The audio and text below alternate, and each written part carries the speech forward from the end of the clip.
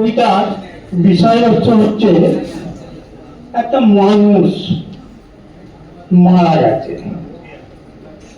সেই মানুষটা মরে যাওয়ার পর সে কিন্তু 42, তাকে কেউ দাহ করবার বা সৎকার করবার কোনো অ্যারেঞ্জমেন্ট করছে না।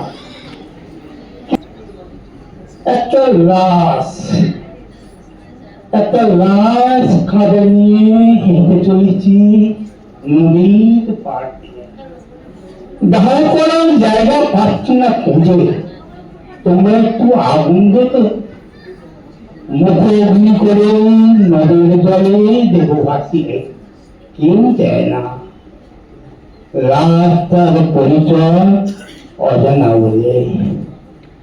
কাজী সাহেব ফতুয়া জারি করেছে, গির্জার ঘড়িতে অনেক রাত, জলতরঙ্গ ঘড়িটা ঢং ঢং করে বাজছে। সবাই জেগে রয়েছে।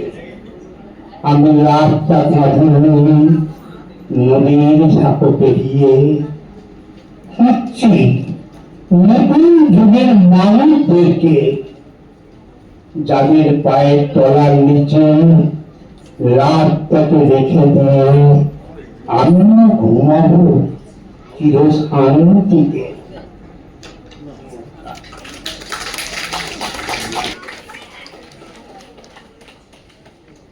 Thank you.